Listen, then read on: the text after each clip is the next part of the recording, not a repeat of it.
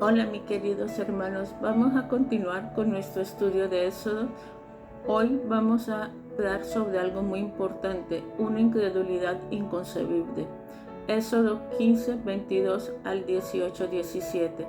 La Biblia presenta una larga lista de personajes que mostraron su fe en Dios frente a las circunstancias más adversas de la vida. Muchos aparecen como héroes de la fe, Hebreo 11.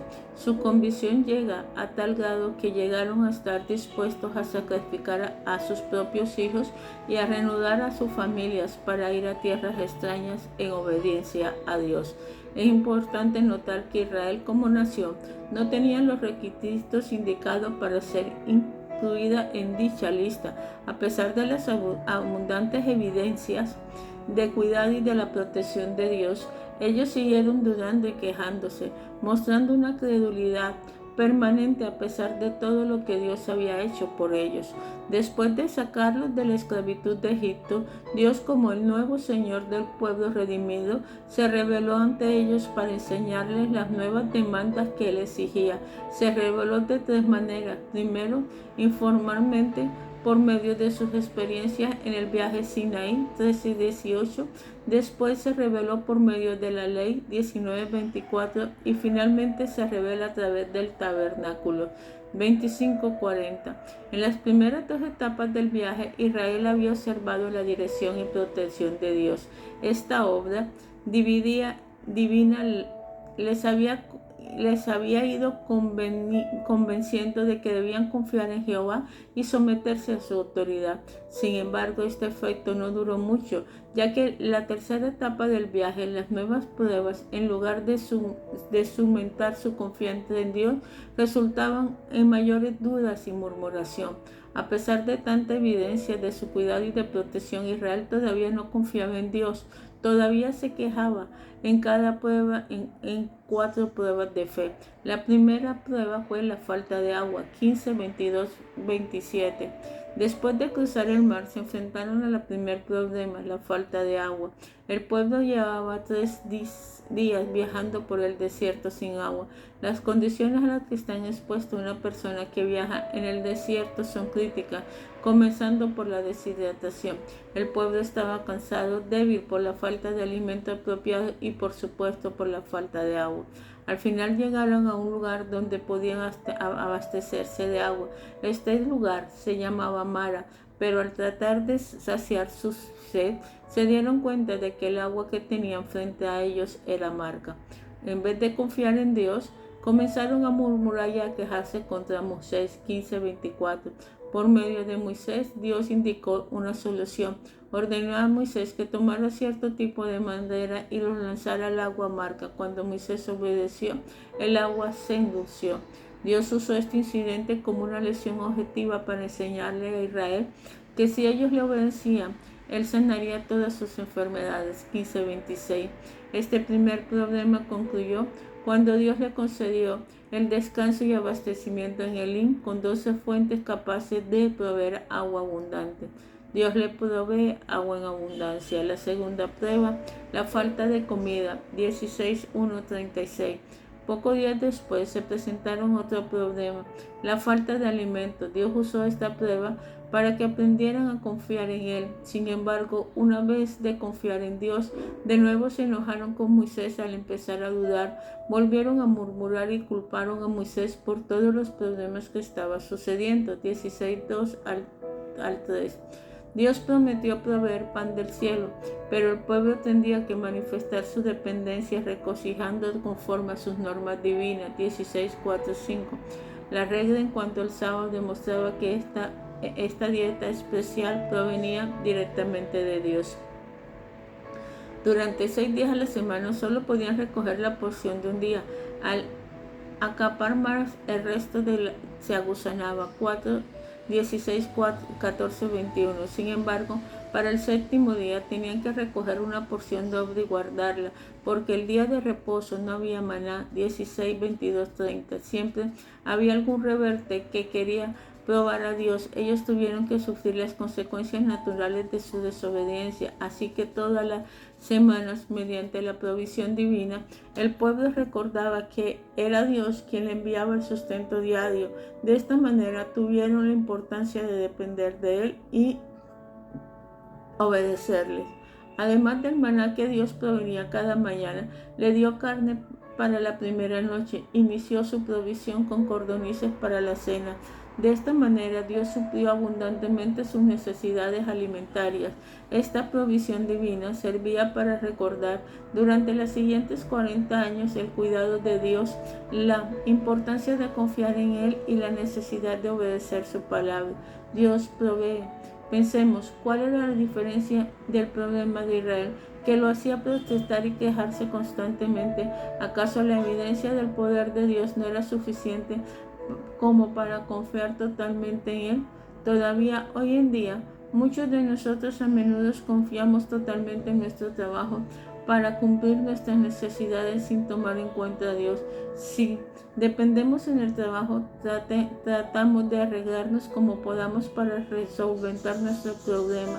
Es solo cuando ya no podemos que buscamos la ayuda de nuestro Padre Celestial. Hasta entonces nos damos cuenta de que debemos depender de Él en todo momento. ¿Cuántas veces ante la necesidad grande ha confiado plenamente en que Dios intervenía? ¿Será esta nuestra reacción acostumbrada o será más común murmurar y luchar para ver cómo podemos salir del problema por nuestra cuenta? Señale alguna ocasión cuando Dios haya dejado el problema en las manos de Dios y otras cuando haya luchado por su cuenta para resolverlo. ¿Qué diferencia ha visto en los resultados? ¿Cuál es la actitud? ¿Es la más conveniente? La tercera prueba, falta de agua otra vez. 17:1-7. A pesar de las diarias provisiones de comida, poco tiempo después volvió a faltar agua. 17:1. Esta era una nueva oportunidad para seguir confiando en Dios. La situación lo ameritaba. Sin embargo, volvieron a dudar y a quejarse contra Moisés. 17:2-3. Pero a pesar de la incredulidad del pueblo, Dios proveyó agua necesaria. 17:4-7. Una vez más utilizó a Moisés para darle agua. Moisés golpeó la peña en Horeb y hubo agua en abundancia para que todo el pueblo pudiera beber. Dios volvió a proveer el agua. El apóstol Pablo comenta acerca de este accidente en 1 Corintios 10, del 1 al 13. Señala la importancia de evitar la actitud del pueblo de Israel. De esta experiencia podemos aprender por lo menos 3 lecciones. En primer lugar, se destaca la importancia de confiar en Dios. En segundo lugar, tenemos un ejemplo de que la duda del corazón puede hacer aún en medio del pueblo de Dios. Finalmente, observa el peligro en una congregación mixta. Había entre ellos muchas personas que no confiaban personalmente en Dios. Su influencia corrompe a los demás. Razona. También nosotros debemos estar atentos a estas 3 lecciones en la historia del pueblo de Dios. Haga una lista de las 3 lecciones, señale circunstancias actuales en que su vida espiritual pudiera estar afectada por cada una de ellas. ¿Qué hay que hacer para evitar el peligro? La cuarta prueba, la confrontación del enemigo. 17:8-15. Mientras acampaban en Refidim, los israelitas tuvieron que afrontar por primera vez la presencia de un enemigo. Fueron atacados por los amalecitas. 17:8.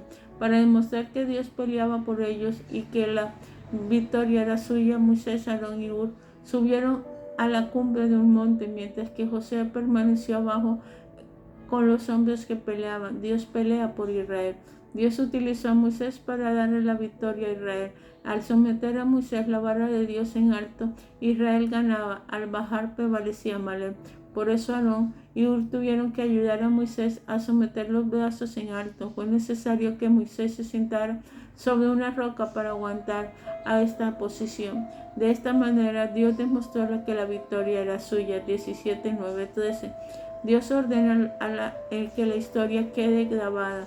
Borraría del mapa a los amalecitas, pero no quedaría que fuera olvidada su intervención divina cuando pelearon contra los israelitas. 17:14-16. Fue así que él edificó allí un altar en el nombre de Jehová Nisi, que quiere decir Dios es mi estandarte, para que se acordaran siempre de que Dios sería su protector en la batalla. La finalidad de Dios en esta lucha habría de aumentar su confianza en Él en batallas totalmente posteriores. Dios controla, mi querido hermano, la historia. Aún frente a los enemigos paganos más fuertes, la victoria depende de la confianza en Dios y la obediencia a sus condiciones, delegando responsabilidades. 18:1-27. A medida que Moisés seguía la marcha por el desierto junto con el pueblo de Israel, Dios le concedió muchas victorias. No obstante, es obvio que cada vez le era más difícil llevar la administración, todos los asuntos del pueblo por sí mismo. Dios utiliza la visita de Yetro para darle un sabio consejo. Yetro tenía conocimiento de las grandes proezas que Dios había obrado a través de Moisés. Venía con la esposa de Moisés y sus 2 hijos. 18:1-6. Moisés le contó todo lo que había hecho por Israel. Al escuchar la historia, Yetro alabó a Jehová y lo reconoció como el Dios soberano, mayor que todos los dioses. Al día siguiente, mientras Yetro observaba la actividad que realizaba Moisés, se dio cuenta de que Moisés administraba todo sin ayuda de los demás. 18:13-14. Así que le dio un consejo lleno de sabiduría. Debería buscar hombres idóneos para compartir el trabajo de ellos. 18:14-27. Yetro le hizo la pregunta clave. Primero quiso saber qué hacía. Esta pregunta se refería a sus prioridades. Enseguida Yetro quiso saber que lo hacía todo sin ayuda. Ambas respuestas son legítimas para cualquier ministerio en la obra de Dios. Tenemos que preguntarnos qué estamos haciendo y por qué nos están ayudando otros si es el caso. La respuesta de Moisés parece lógica e incluso bastante común, porque el pueblo viene a mí para consultar a Dios. Es decir, Moisés contesta que él atiende a todos porque lo busca. ¿Qué más puede hacer? Moisés necesita ayuda, necesita un plan para ser liberado del yugo de los deseos de la multitud. De la construcción es precisamente entrenar a otros para que nos ayuden al ministerio. Jesús mismo reconoció la importancia de cumplir con las condiciones fundamentales para el plan resultar. En primer lugar, Dios tenía que probarlo. No importa qué tan bueno parezca un plan humano, esto no resulta sin el consentimiento de Dios. 18:19 y 18:23. La segunda condición de Yetro señaló fue que el plan solo había de producir el fruto deseado si los hombres elegidos eran hombres espirituales dignos de confianza. 18:21. De no ser así, tampoco resultaría. Moisés, el líder del pueblo de Israel, debería establecer 2 prioridades fundamentales para su ministerio personal. Tendría que dedicarse a la intercesión por los demás. 18:19.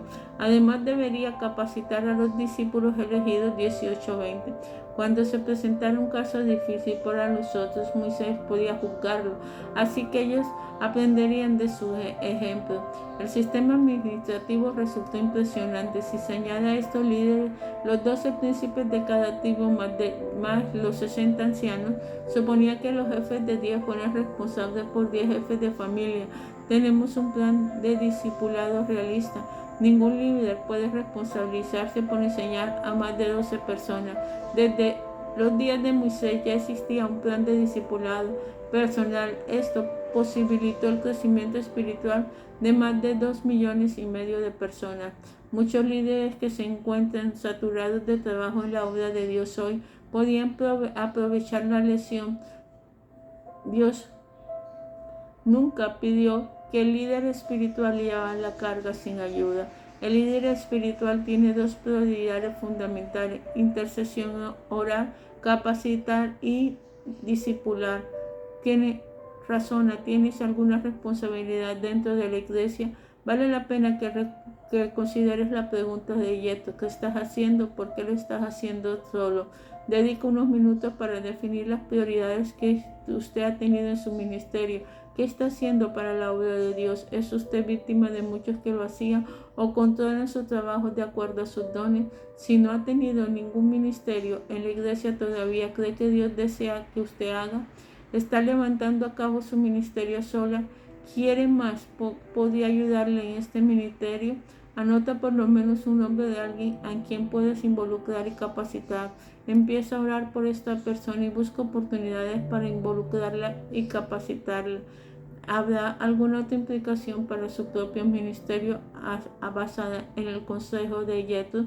¿Qué más puedes tú hacer? Padre Celestial, en nombre de nuestro Señor Jesucristo, te damos gracias por todo lo que tú has hecho por nosotros. Te pedimos, Dios eterno, que tu amor, tu presencia, tu misericordia esté con cada uno de ellos. Señor, danos fortaleza, Padre Celestial, para soportar las tentaciones. Ayúdanos, Padre Celestial, a no murmurar por sobre todas las cosas. Ayúdanos a que cuando seamos probados, Padre Celestial, nosotros podamos confiar en ti. Incrementa toda nuestra fe, Padre Celestial, y ayúdanos siempre, mi Dios, a estar en tu presencia. Que tu amor, tu presencia y tu misericordia se derrame grandemente por sobre todas las personas. Amén y amén. Dios te bendiga, mi hermano.